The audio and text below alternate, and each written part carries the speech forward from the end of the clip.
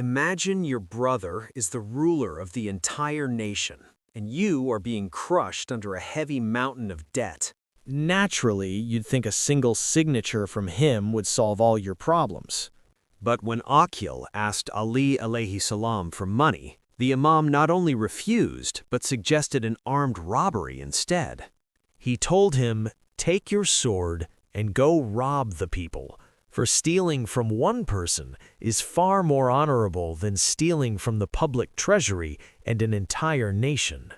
During the caliphate of his brother, Aqil arrived in Kufa as a guest at the Imam's home.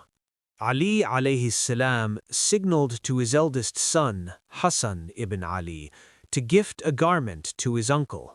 Imam Hassan offered a shirt and a cloak from his own personal belongings to his uncle Aqil. Night fell, and the weather was warm. Ali alayhi salam and Aqil sat on the roof of the government house, engaged in conversation. When it was time for dinner, Aqil, expecting a lavish feast befitting a guest of the caliphate, was surprised to see a very simple and humble spread. Astonished, he asked, "Is this all there is to the meal?" Ali alayhi salam replied, "Is this not God's blessing? I thank and praise him immensely for these provisions." Aqil said, "Then I must state my need quickly and take my leave. I am heavily in debt. Order my debts to be paid as soon as possible, and give your brother whatever help you wish so that I may return home without further trouble." "How much do you owe?"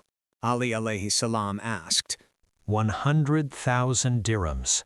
"Oh, 100,000. That is so much.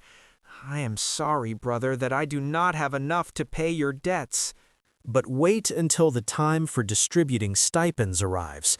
I will take from my own personal share and give it to you to fulfill the duty of brotherhood.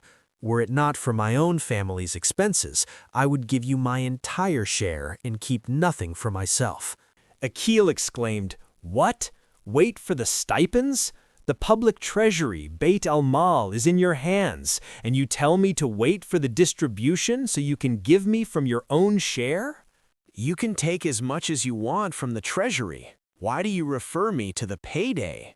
Besides, how much is your total share anyway?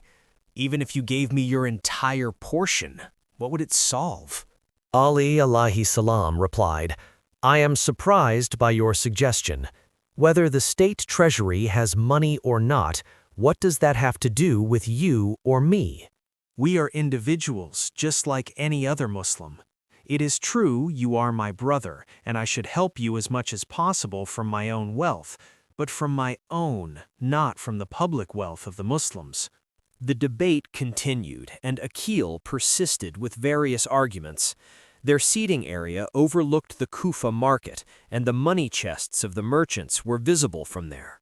As Aqil continued to plead, Ali alayhi salam said, "If you still insist and do not accept my words, I have a proposal for you.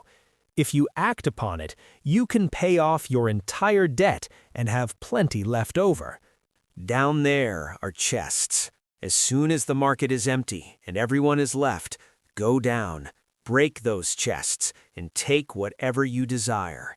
Aqil said in shock, "Incredible! Are you suggesting I break into people's chests and take the wealth of poor people who earned it with 1,000 hardships?" Ali alayhi salam replied, "As it happens, stealing the wealth of one person is better than stealing the wealth of hundreds of thousands of Muslims, that is, the wealth of all Muslims. The most heinous form of theft is exactly what you are suggesting to me right now."